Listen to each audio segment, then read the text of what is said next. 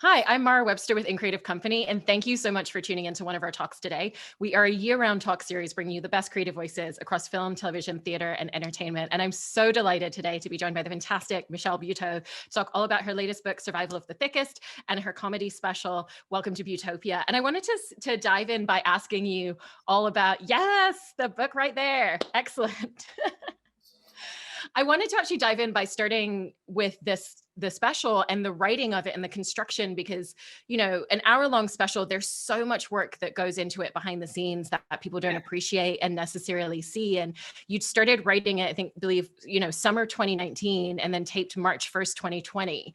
And so I was really, really fascinated and interested in what that journey looked like, and in terms of just like really working on the material and continuing to hone it, continuing to add pieces, because you've got the smaller narrative structure of it, and then you've got kind of the wider cohesive arc of how it all comes together as well. Yeah. Oh my God, I love a bitch that loves comedy. Thank you so much for all this work. Any comedy special for any comedian really is our wedding. And so you always have like this picture in your mind of what it's going to look like, what it's going to feel like. And I really thought it would just be like stylistically, at least like a huge theater, 3 tiers, like balconies, maroon sort of curtains. And I'll just be like, hello, everyone. I'm in a black suit. I'm going to say very ironic things and like hold for applause.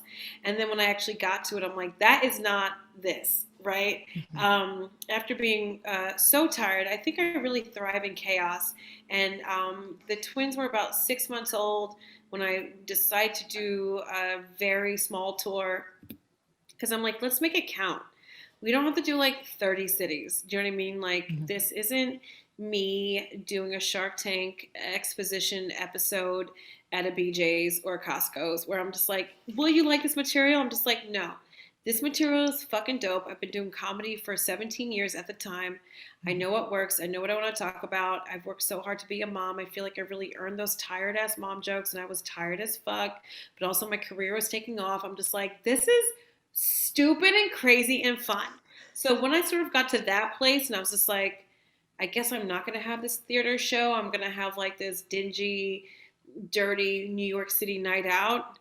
The minute I realized, like, oh, you just have to be who you are, it all sort of came together. So between the jokes of like being the reformed hoe into a wife and tired mom, and that bubble was just like acceptance, right? Like, just accept where the fuck you are in life, and that it's amazing that you even gone through these journeys, because there's nothing more sad than my friends who still live with their parents in like their 50s, or have never like gone to that place they've always talked about, or are overwhelmed to try like a duck appetizer. It's like, jump off the fucking roof, dip into the fucking pool, like just do it. It's okay. Like, have the story, have the moment.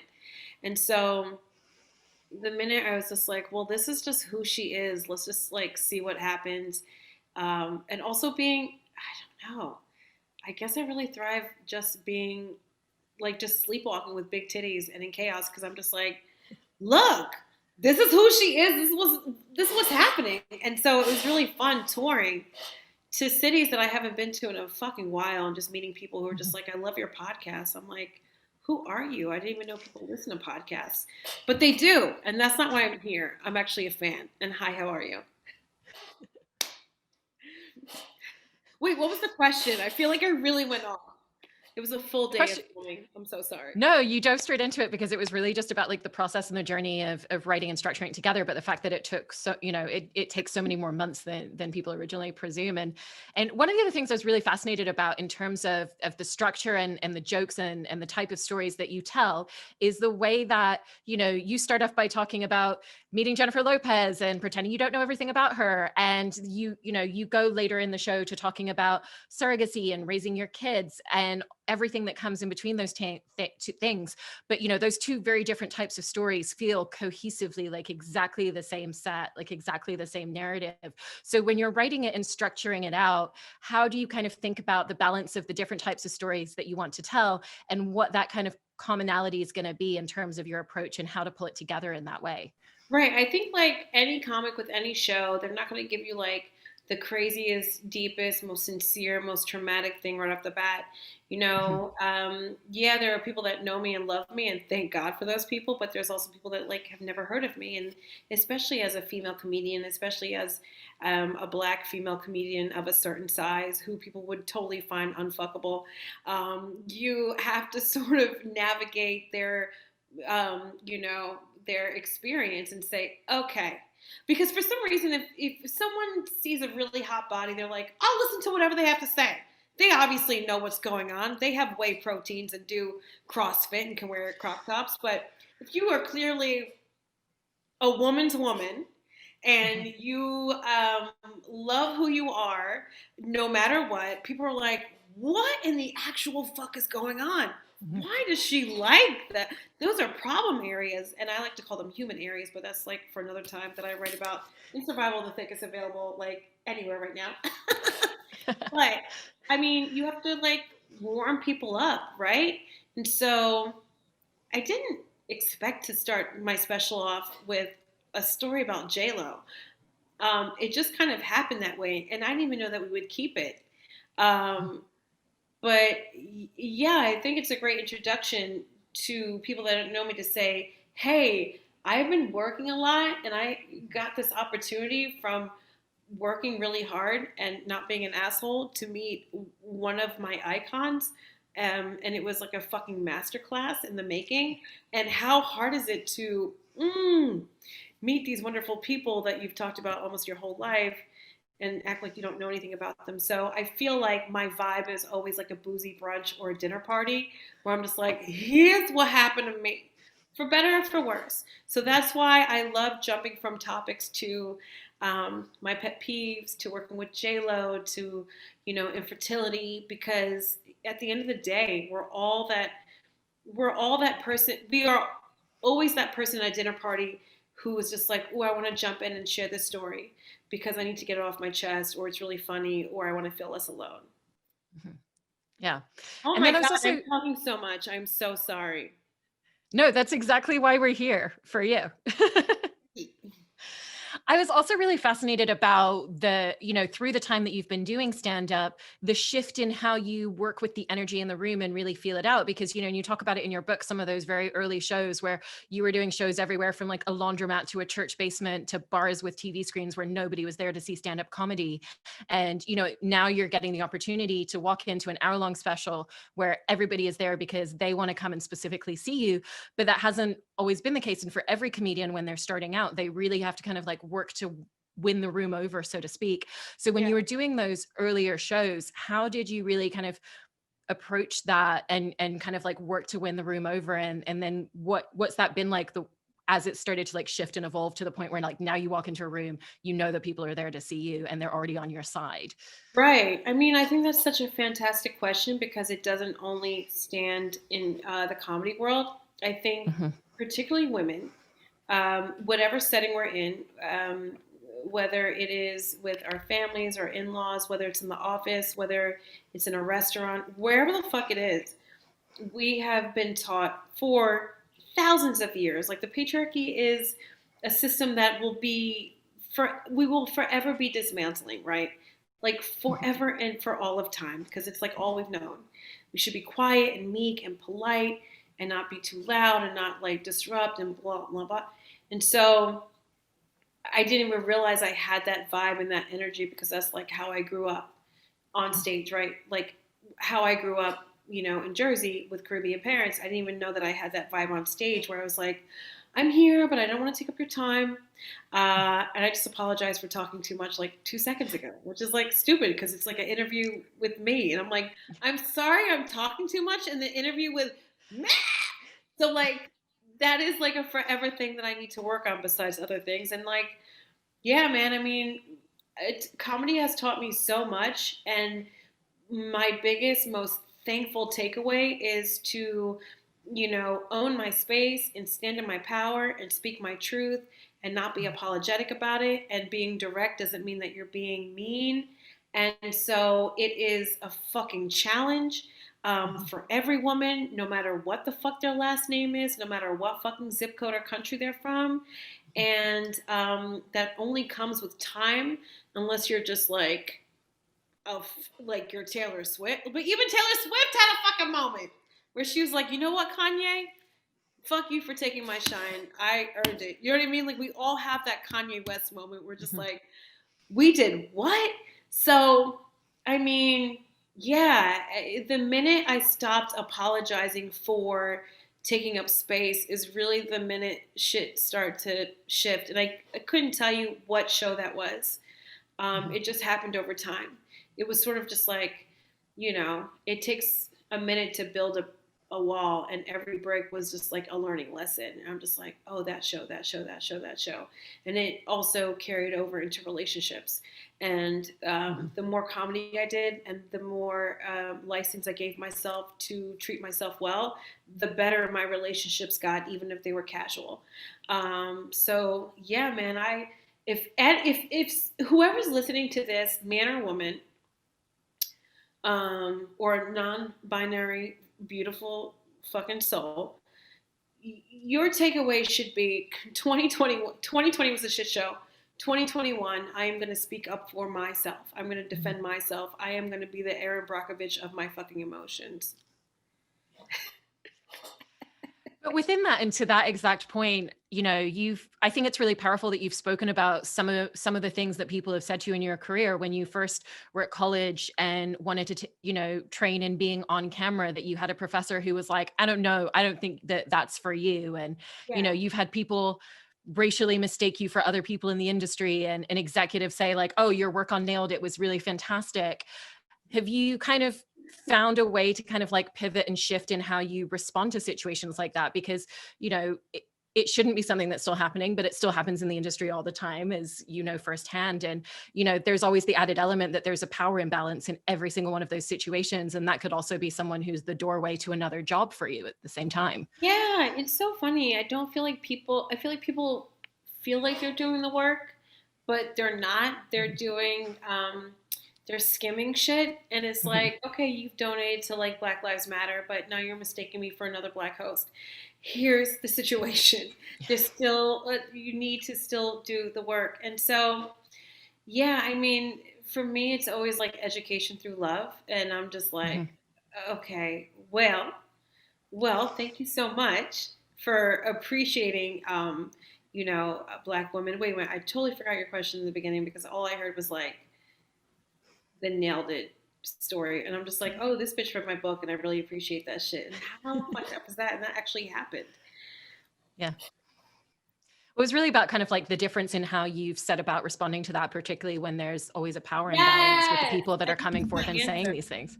Comedy, again, fucking saved my life, because any crazy, uncomfortable, tragic situation, comedy has really helped me through. Even when I had a gynecologist tell me that he was voting for Trump while he was giving me a pap smear, I farted in his face. And I was like, this is what democracy smells like. And like, thank God I have like comedy on my brain to get through it.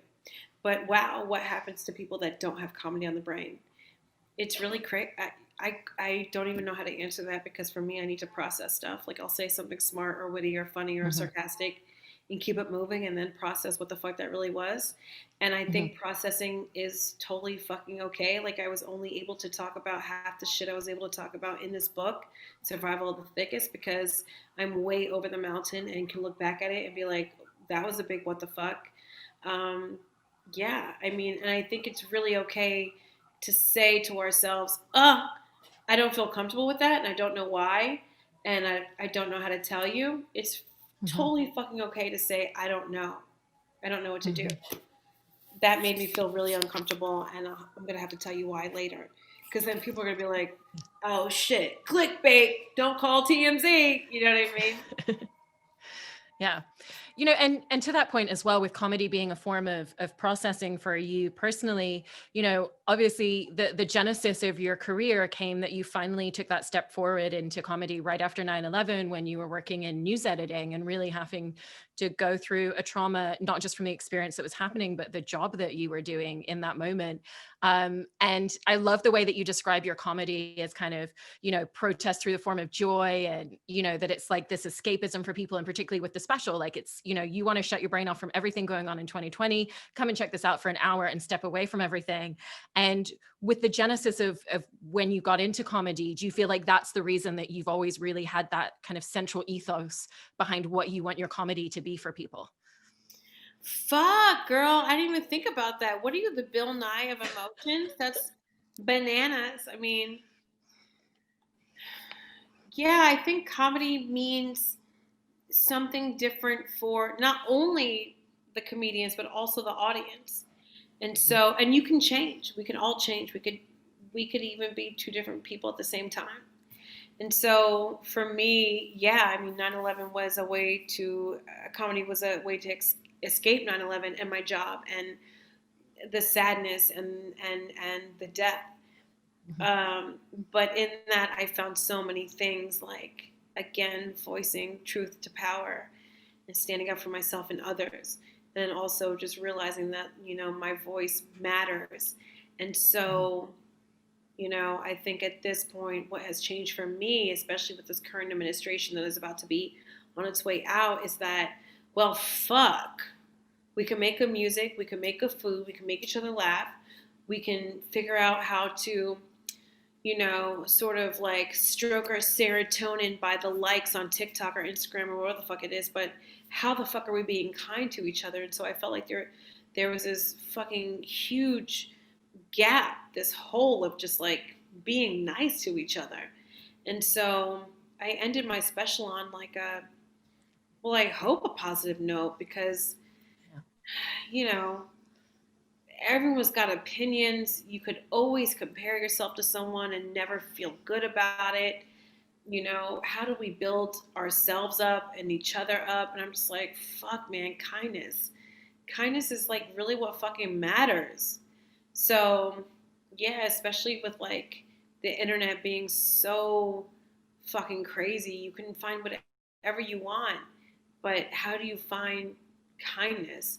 And that's why I think it's important to remind each other that words have power.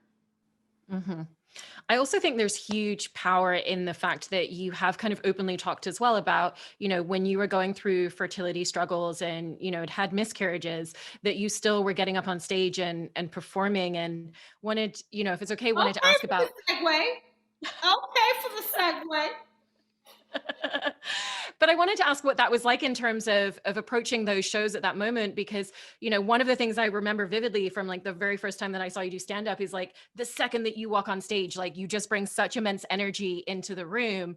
And so, particularly when, things aren't in a great place, how do you kind of set about creating that energy and kind of like amping yourself up so that you can bring that out that very first second? Because it's not even something that you as a performer build up. It's there from the very first instant that we see you. Yeah, I mean, I feel like it's there, or Mhm. you have to work towards it. And for me, it's there because growing up in, first of all, it's just who I am. I just love infectious energy. My uncle's the Archbishop of Jamaica, so like when he gets, on his little, Yeah. not little throne, but when he steps into the room, it's like, oh, this is what we do. Like, Yeah. this is our power. This is our thing, right? And so it was also like just as much for me to feel like, oh, I want to make people feel good, Mhm. um, as it is for the audience to like want to have a good time, because there's no refunds. But it's also like going through like infertility and IVF and like anything traumatic, like just miscarriages after like, and still doing stand up. For me, it just felt like a sense of, I just wanted to feel something normal, like a sense of normalcy. Like I wanted to do something that I know works in my everyday life because this thing I was trying to do was not working, which is getting pregnant. Mhm. And so, yeah, I mean, it's when I talk to surfer dudes and shit and just anyone that does something that I don't understand, the way they describe it is the same way I describe comedy. Mhm. Like, they're in the zone, they feel complete, they get to connect, like all the cliche things that a yoga teacher would tell you at the end of the class when you're doing a Shavasana with Nora Jones. Which is my favorite part. Shavasana, just lay on my Yeah. back. Yes. And just take a nap. I feel like I Oh, always want to fall asleep at I, that point. I'm going home tomorrow to see my husband, and we're going to have sex, and I'm going to be like, Shavasana, I just want to lay on my back. Just Everything. I cannot wait. That's the only thing I would Sounds take out of the great. podcast, but also put in. Excellent. On a different tangent, I also wanted to talk a little bit about your work as an actor because, you've gone out to read for such a myriad of parts and auditions, and a lot of times, particularly when there's a supporting role, they're almost like not fully developed in the way that they should be, and a lot of the log lines that go into casting can be, borderline offensive, if not fully offensive. And you've always kind of taken the approach with that of like, I'm going to come in and I'm going to elevate your material. And so when you get those scripts and you get those sides and you're going into an audition and you know that like this character could be so much more than what's on the page, what does that kind of like deconstructive process look like in the way that you kind of take the details that they have and figure out where you can kind of like shift and evolve it for yourself through your performance? I mean, that's really evolved in terms of like my definition of what that is. At first, it was just like, I have an audition. Now I'm going to show them what I got, which is great. But now I'm realizing, sort of getting into more of the writing of it all and production. And every time I'm on set, I'm like, oh, this is a masterclass, right? Because what is everyone really thinking, and like, how does the decision making affect people's lives, which is us. Um, Fuck, man. What I really realized in the last 2 years is that people have a friend like us, but they don't know how to describe us or define us because we are so much more than 3 lines on a page. And that goes for fucking anyone. That goes for you. That, American and British, and having both sensibilities, and you can't define which one, and people just want to put you in a Love Actually, like Hugh Grant fucking situation, and it's so much more than that. It's, for the Asian girl that has a booty. It's for the Indian girl that doesn't want to be a doctor. It is for fucking everybody that's defining stereotypes. And when people write this character of like a friend that tells it like it is, but she's not, and it's like always a question mark, and it's like in quotes. It's just like, well, your job is to go in and show them who the fuck you are. Because who the fuck you is actually who the fuck they looking for. And when you stop giving people the power over something they don't even have the fucking power of, that's a motherfucking powerful place. So the good thing about going through IVF and like 4 miscarriages in 5 years and still auditioning and doing shows is that, wow, you don't give a fuck what people think. Because you're tired and sad as fuck and broke. So I'm like, this is who she is. And they're like, we love it. And it's like, who knew? Here the fuck we are. And it's not that people don't like you. Man, people have so many narratives. They're giving, again, people so much fucking power that they don't fucking need. Just show the fuck up and have fun and leave. If you are not having fun at the job you're doing, no matter what the fuck the job is, then why the fuck are you doing it? Or if you are with someone that you really do not love, you do not have to fucking do that. You don't have to do anything, by the way. Just get to the place where you can give yourself power to fucking do whatever you need to do to live your life. Because this shit is short as fuck, by the way. Yeah. And so, yeah, man, a lot of my friends are like, oh, I only got 3 lines in this thing. Well, make those 3 lines so memorable that the whole fucking crew is just like, do you remember the 3 lines this dumb bitch said? The one that looked like a big titty Rick James? That bitch said 3 lines. It was so stupid. Like, all that shit's memorable. Mm-hmm. And then what's been the difference since you started working on First Wives Club and taking on a lead role? Because, there's the difference in terms of the added layers that are even just written into the character, the development that you get the opportunity to go on with that character throughout the entire season, and even just the creative conversations, because you're now part of those creative conversations with people who are making decisions and choices for your character, and they're listening to you in a different way. So what's that shift been since you took on this role in the series? I mean, it's been so fun, to be honest. I think for a lot of my comedian friends, they are scared of doing something else in their life that would change their life because they feel like they'll lose the cachet of being like the single comedian. But it's really the opposite, where like anything you add to your life, adds to your life.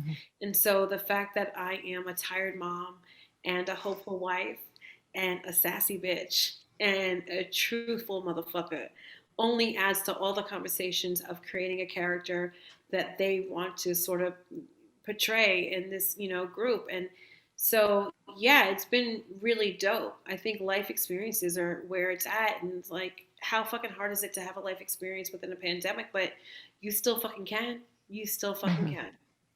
Yeah. And then, kind of going back to the writing of the book and working on the stand-up, because those two things were really kind of coexisting and happening at the same time.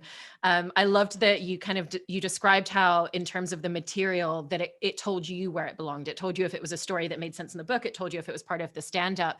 But within that, there's also elements that you talk about in both. You talk about your husband, the pronunciation of his name, family elements with him in both of those spaces. So when you had content that you thought was a really great fit for both of those, how did you kind of figure out the journey that you wanted each story to take in the different mediums? I mean, what a great ass question. I didn't. I didn't. Yeah, I don't have that Dave Sedaris, Tina Fey brain where I'm just like, Yeah. this is what we're. No, I go off of instinct, and I'm like, this is something that I want to speak on because I feel like everyone has that. I have this essay called "Truth Be Told," where I talk about Mhm. this bomb tooth that I've had for years and years and years, and how it affected my confidence and I'm not a hoarder, but it felt like I was hoarding this thing on my body where I'm like, I'll get to it. Like every TLC show, like Dr. Pimple Popper, like my feet are killing me, right? So I'm just like, and I'm like, why the fuck? At one point, I'm like, why the fuck do I want to talk about this tooth? But I realized, okay, this is a story that doesn't necessarily like fit on a stand-up stage, but people always have that thing on their body where it's just like, yeah, I gotta get it checked out, man, or I'm gonna do this, and I'm like, well, that's relatable as fuck. And that's something that you would actually share IRL at a dinner party. Mhm. And so I kind of just like went with that. Um, yeah, stuff that I just felt like talking about. And at the end of it, I was just like, oh, at the end of each essay, I was like, well, fuck, you've been through some shit. Well, you've been through some shit. And that's how I sort of came up with the title too, Survival of the Thickest, because originally I was mulling over the idea of a book called Maintaining Chunky, a, a thick girl's guide to not getting fat or skinny. And I just like felt like a big titty Jillian Michaels, where I'm just like, what? I can't give exercise tips. Like, take the stairs instead of the elevator. That's my exercise tip. So yeah, I love it. Simon and Schuster were just like, just write some stuff, just a collection of essays. And I was Mhm. like, this is so great. I know exactly what I want to do because so much stuff happens in your life and it doesn't make sense, but then it also does. Mhm. And at this point, you've been doing comedy for nearly 20 years and have I such an know. I extensive. age well. Oh my God. Although the leave-in conditioner is leaving me right now. This is a moment. The more tired I get, like the The more you last touch your drop face off and your my hair, face. yeah. Girl, it's like also going back to set in a COVID environment, a COVID friendly environment is what we're calling it. You have lashes on, so you have just like chemical glue on your Mhm. eyes. You have bangs and curly hair. Like the only thing I want to do is touch my face. And like the Yeah. director's like, love the acting. Stop touching your face. I'm like, "Gah!" It's so hard. It's so hard. So then you get home at night and it's just this all night. Oh my God, that's all it is. My whole face is a mosquito bite. Well, to the point of it being, nearly 20 years that you've been doing stand up and you have such an incredible breadth of experience within that, and the number of shows you've done is just phenomenal. How do you feel that your style and your work and the way that you approach your work has really evolved and shifted over that time?